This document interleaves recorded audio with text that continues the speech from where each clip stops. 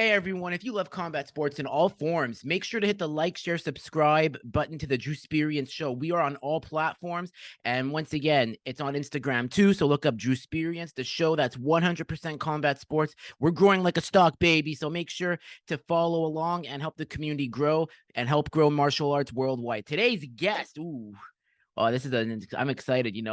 I think I have this touch with the Dutch fighters because I love Holland for some reason. So today, my guest, this is not just any guest. He is signed with the with the quick, hot growing Oktagon MMA. He is also a university graduate with 2 degrees. I know I'm gonna get them wrong, so I'm gonna let him say it. Weighing in at 210 pounds. He is a heavyweight that moves smooth. Here he is. Here we go. John Winter is coming. Winter, yes, that's his last name. I had to say it there. But welcome to the show, John. Thank you. Thank you for having me. Well, thank you for coming on. It's a pleasure. Of course. Yes, it's a pleasure to me also. So tell me, what's going on in Holland right now? You signed your new contract. How does it feel? Yes, feel great, but it's just normal for me because I have a plan. I want to be the best, and this is a step further. So I'm very excited to show my improved skill set and that I belong there.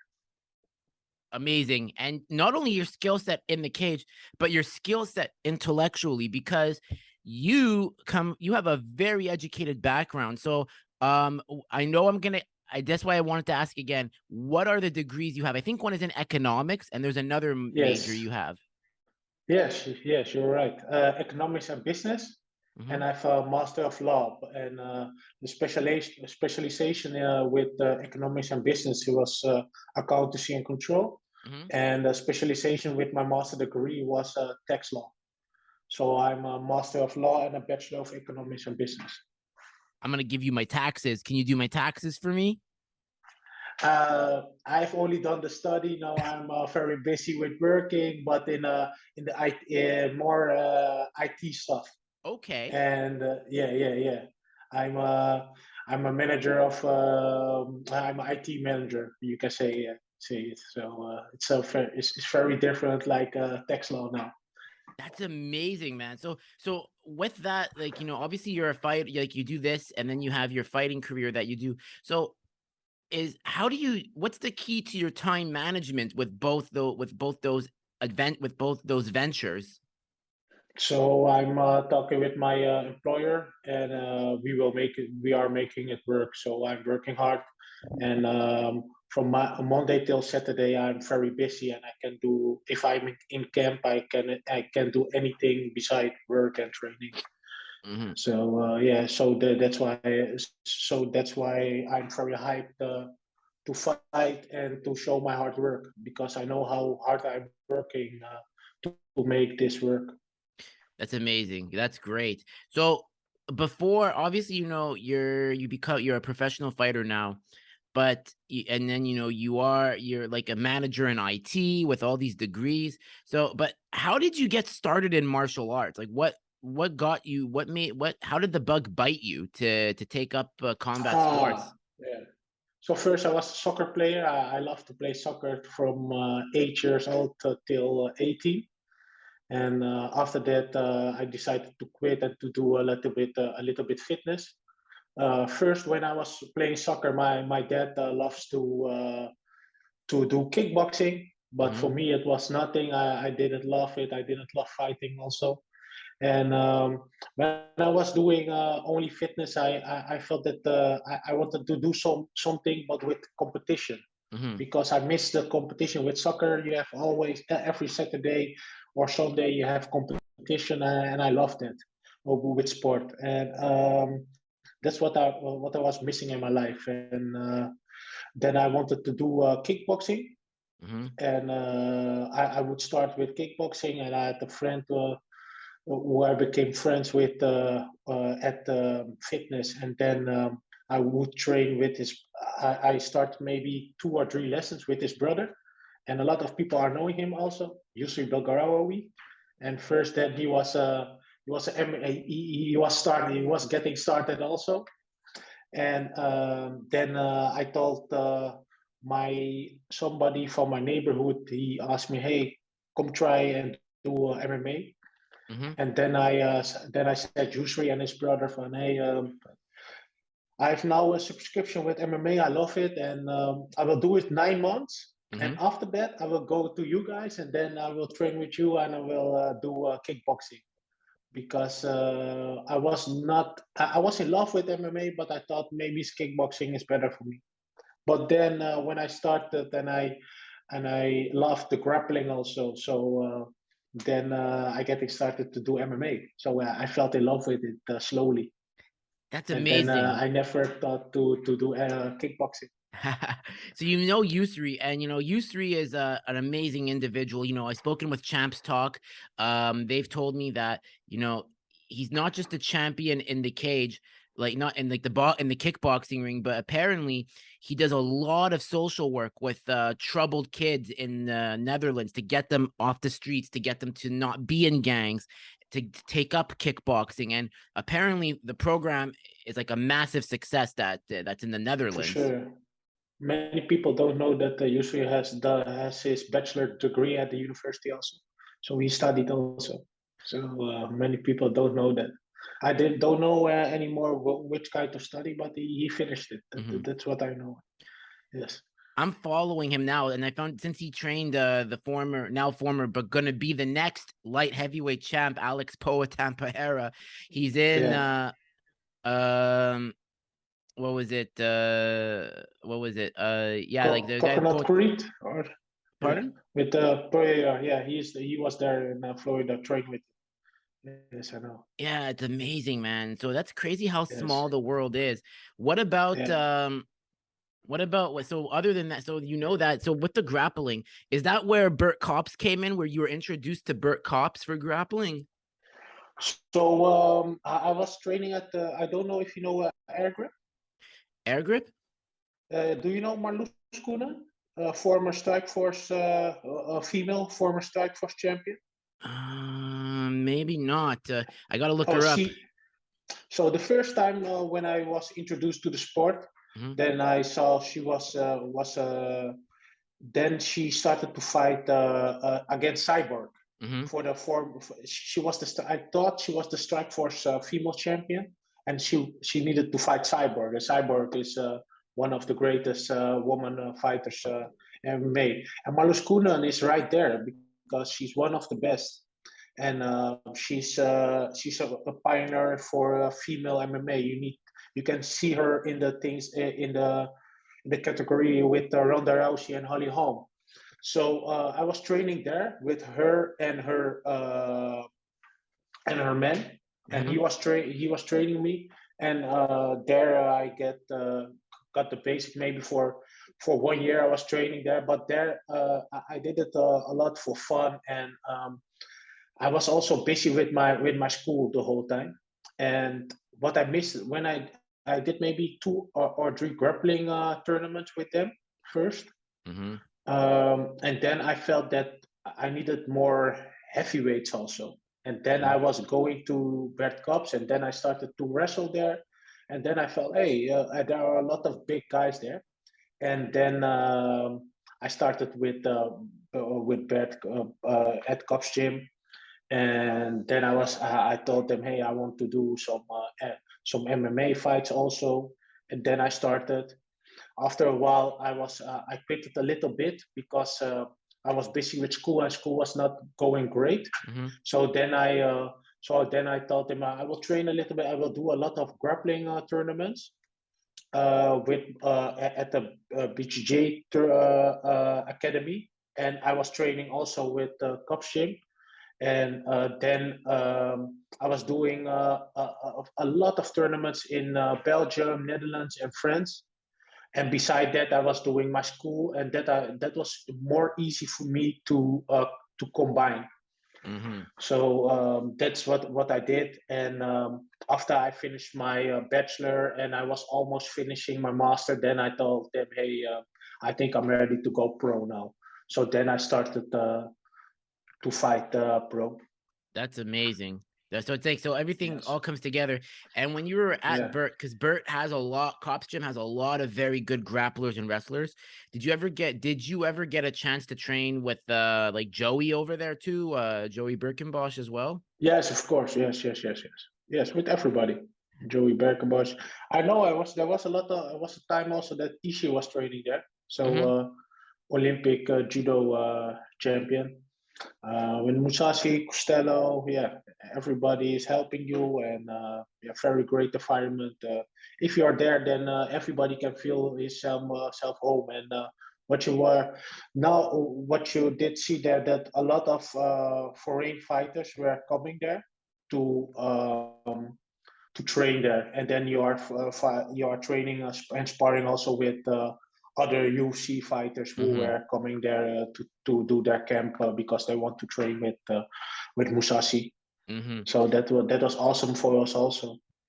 That's amazing. And there's so, and what I love about the Holland MMA, because you have, let's say you look at the US, there's a lot of gyms and there's like always that rivalry, like for example, Top Team and Killcliff. But in the Netherlands, you have Lardigan, you have Cops, you have Combat Brothers. But it's like you guys are in this scenario where it's like, listen, we're a very small country. So instead of us saying, okay, which gym is the superpower? How about we all just work together and we succeed together? Yes, for sure. Everybody is helping each other. So yeah, we are training all. Everybody's training in Leiden. Mm-hmm. If you are, if you have yeah, if you are getting to start to be from middleweight to heavyweight, and if you are pro, everybody is training in Leiden, and the big boss is Gary Musashi, the brother of Gegard. Gewick, So yeah, that's what he's called. Gary, Gary, yeah. we call him Gary. No, Gary, Gewick, okay, call him Gary. Gary, Almost. I'm yeah. sorry, Gewick. If you watch this interview, I'm sorry, Gewick. But No, Gary, yes. So he's the Gewick. big boss. He's fixing everything there, and he's helping us to grow. So he's an awesome person. Amazing. Yeah, he seems like, hey man, he almost won a Conor McGregor back at the last Bellator because Conor was talking smack to Gegard before the Vanderford fight apparently. So yeah, I see how Gewick is the boss. I see how Gewick is the boss. Like he moves silent, he moves in silence, but if you mess with him, he's gonna make it known. That's why I call him the Armenian Godfather. Yeah, and he's very strong too. Also, too. He's Really? one of the strongest. He's one of the strongest guys I grapple, and everybody in the Netherlands can say that because when he has a hold on your neck, then it's no way back. That's what I He's too really strong. He squeezes crazy. and that's what I really respect about Musasi's style. It's because he does have the Dutch kickboxing style, but that judo background that they have with a mix of whatever Greco-Roman they've done with Cops, yeah, that ground and pound and that squeeze, it's among the best in middleweight MMA. Like there's Yes, no for doubt sure. about that. Yes, for sure. And Gavik, the brother, is heavyweight, so he squeezes. It's crazy. Yes. That's Yeah. amazing. You also have a guy, you also have another really good Dutch he's another Dutch champion in 1FC, Reiner Nigel Renier. Ritter. Yes, Yeah. he's awesome also. Yes, very good fighter. And who is training there is Gogan Sarikam. Mm-hmm. He's a Bellator heavyweight. Soon he will fight against number four ranked Bellator heavyweight, and he's very good also. So I'm learning a lot from him. Mm-hmm. He's very strong, very fast, and very good boxing, and also good wrestling. So that's awesome. Yeah, it's very true. Like I've seen Sarakam move around, and Sarakam, like I always kind of found he has a bit of that Stipe build to him. He's like a Turkish Stipe in a sense, where he doesn't like look imposing, but he moves. He knows how to move. So that's Yeah, what and he's very strong. He's stronger than you think. Yeah. His little So brother this guy, too. He has a little brother too. That's a welterweight I and know. Gherkin. Yeah, Yes, Costello yes, said it's like a gorilla gets on top of you and it's like it just beats you down. Gherkin has that strength too, man. yes. Those two are like I don't mess with the Turks, man. Those two like if they I would not want to be in an alley alone if I have to pick a fight with them. No, they are very nice. They are very nice guys. So yeah, yeah. Nah, I'm just messing around. Nah, they're cool. So now you signed with Octagon MMA and they are quickly growing. So you've had options, I'm sure. So there was Octagon. I mean, there was Cage Warriors. There's KSW amongst a few others. So what led Yes. Aris? Yes, in France, they're fast growing. What made you choose Octagon? Like, what was the allure of choosing them in this journey Okay. of yours?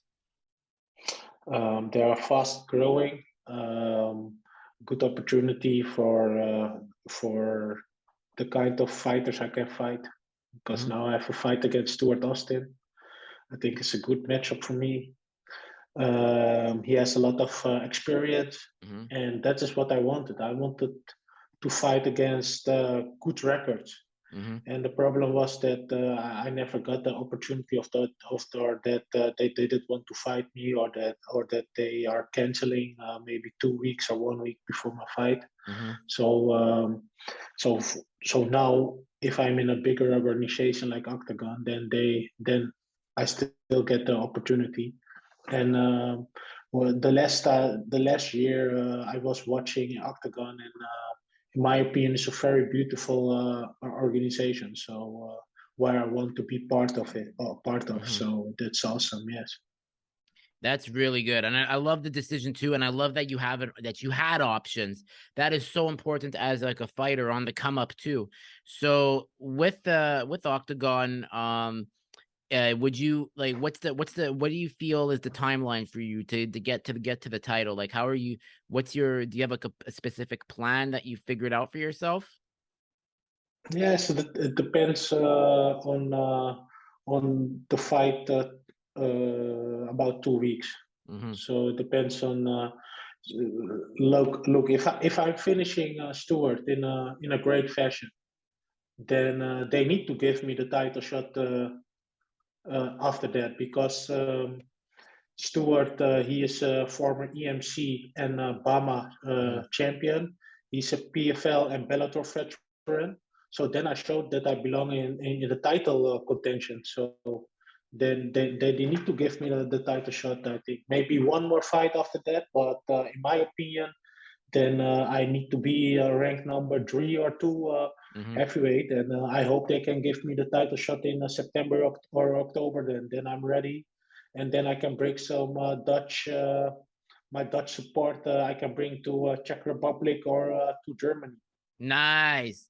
Yeah, the Dutch wave is Yes, insane. Like, that's what I love. I always tell people, everyone's like, why do you talk to Dutch fighters for? I go, listen, you're gonna realize when it's time, when Gegard's the champion again, when Costello gets the belt, when John Winter gets the belt in Octagon, when Gokin gets the belt, when Peter gets the belt, and Rainier who's holding the belt. That's 6 fighters right there. That's 6 quality fighters. You have 6 champions. I go, you're gonna say, how does this country is so good? And I'm gonna say, I should have told you guys should have listened to me when I said watch yes, Holland, and it's gonna be an yes, I told you so. yes, for sure, for sure. I really believe that, and we are training hard for it. So yes. It will it will be I'm very religious, so if God wants it, then it will happen. So that's why I'm very relaxed with everything. If it's God's plan, then it will happen. The only thing what I can do is working hard, and Mm-hmm. then it will happen. And if it's not happen, I'm okay with it too, because I believe in God. So then it was not meant to be for me, and that's not a problem. Amazing. Now you just said faith is very important to you. So, like, I've asked Peter this because Peter is a very devout Christian, and there's just something that really makes me curious in the psychology of a pro fighter is how has like whether you're Christian, whether you're Jewish, Muslim, Buddhist, whatever your Yeah. faith is, how does it help you stay focused? What goes into the mechanics of faith that are just keeping your eyes on the prize? I think if you have faith, you're not. It's more easy for you to get if you have maybe a disappointment or something, then that you can be that you can get over it, and beside that, it's more easy for you Mhm. to not be scared when you are fighting, because you know that God is there for you, and that it will be okay. So yeah. Amazing. Now, with faith, like, does also having a sense of community help as well, where everyone in the, like, whether you're whatever the religion is, having that sense of community that backs you, that said God, that always says, like, we're with you, you're you're chosen by the Lord, or you're chosen by Moses or Allah. Does that help also give motivation to keep you focused from, say, when you feel your mind could distract you and say, take a break? You know what? Go see that. Go see that. Like, go see whoever. Like, whoever. Don't focus. You need a break. So does having that community backing help keep you focused as well? Yes, for sure, it's helping me also, and it gives me a lot of strength. So Mhm. I know that I can do it, and that I have all the power to achieve the goals. So Amazing. yeah, yes, What kind of, and if you don't mind me asking, what kind of yes. what is your, if it's, because it does sound like you said you're very religious, so I don't know if that's, if Islam or Christianity. Christianity, Okay. What sect of Christianity? Because there's Protestant, there's a Catholicism, there's a Cat- pedestrian. uh, Catholicism. So my Okay. parents were Catholicism. They give me that. So I'm Catholic also. Amazing. Okay. Well, that just amazes me because, I come from a different background. My, obviously, if you're Jewish, your mother's Jewish, but my father was Roman Catholic, actually. So I had that, I had that other doorway. And what's really, I'm really appreciative for my parents, was they never said one religion, but it's always important to keep an open mind. And I think that's what helps me have these conversations with fighters of different faiths, because you never know. Like, you always learn something from everybody. That's how I look at For it. sure, for sure. I have a lot of friends who are Islam, and Islam is also a very beautiful religion. And they are praying also for me when I need to fight, and I'm praying for them when they need to fight. So yes, for me it's also the same, because we believe in God, and Mhm. we are doing right for other people, and we want to be a good person, and we want to be something in life that after when you are getting old, that I did good with people, and I was a respectful person, and that's the most important thing for me. For me, it's not important which kind of religion you have. Catholic is my religion, but it's not. Let me say, my girlfriend, she grew up like a Catholic, but Mhm. it's not that she believes a lot now at this moment. But it's not that I'm pushing that, Mhm. I want to be. I want to give my child. I want to give my child in the future. I want to give them the knowledge, Mhm. and then they need to check what they do with it. So yes, Amazing.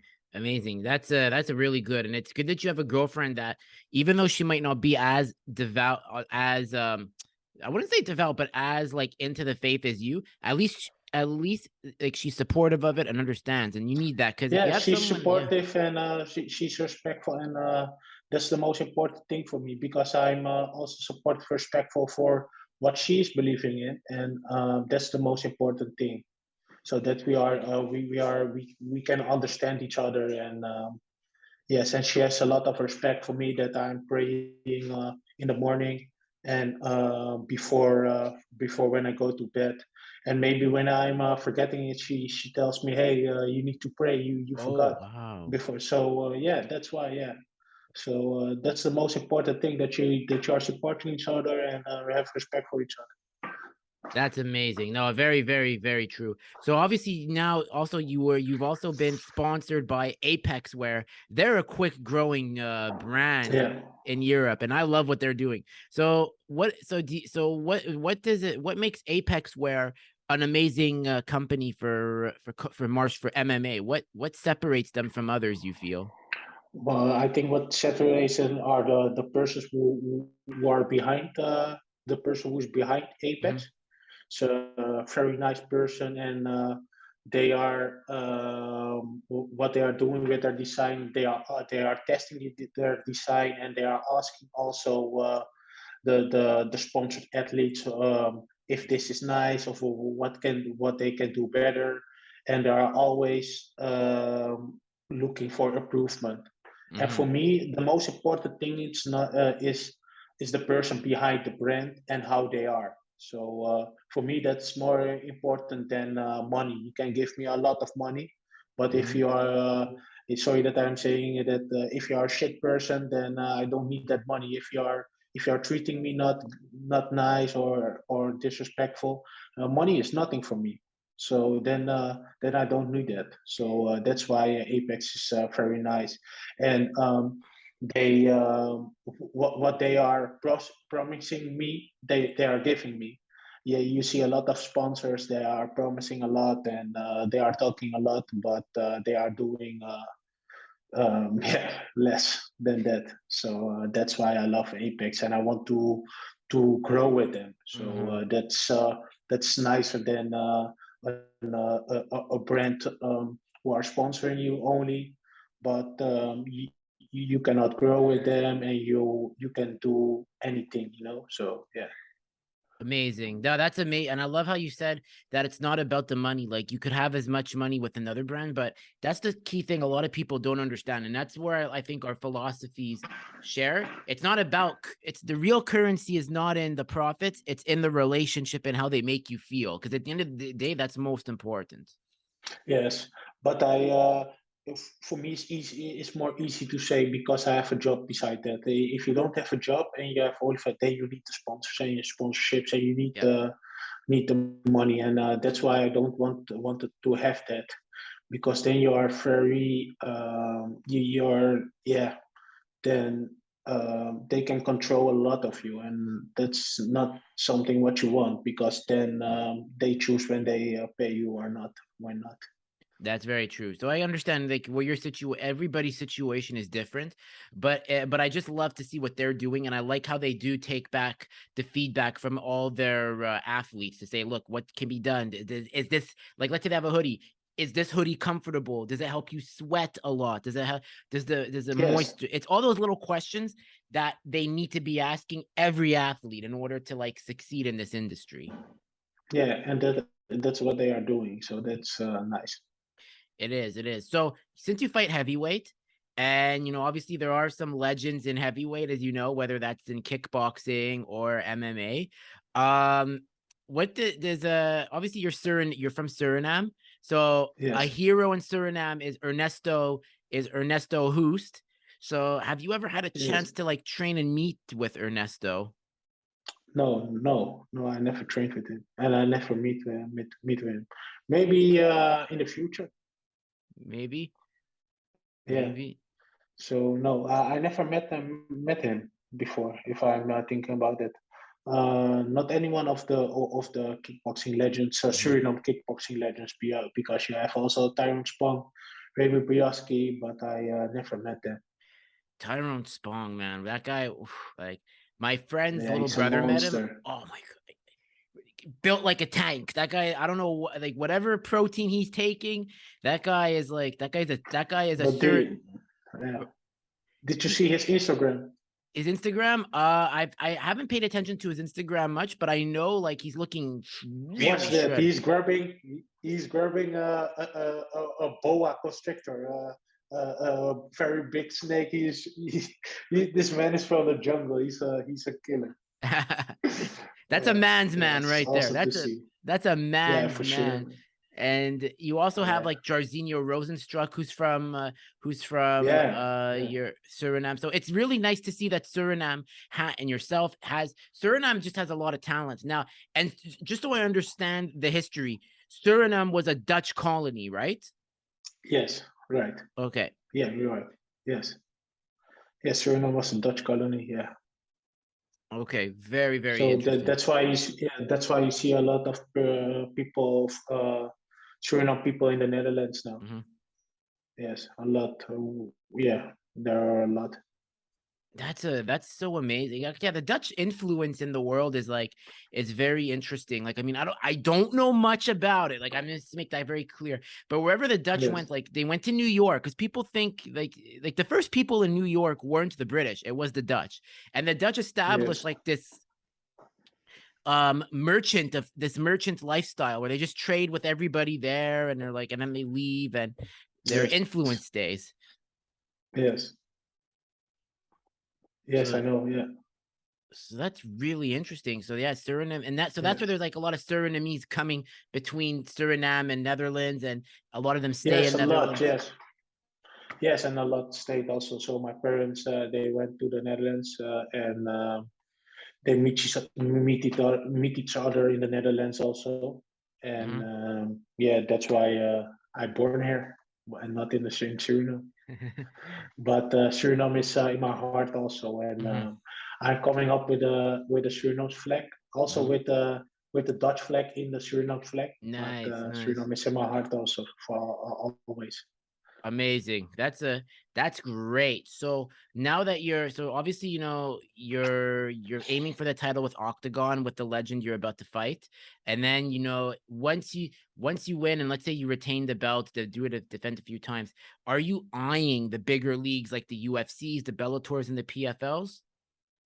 Yeah, for sure. Yes, you see.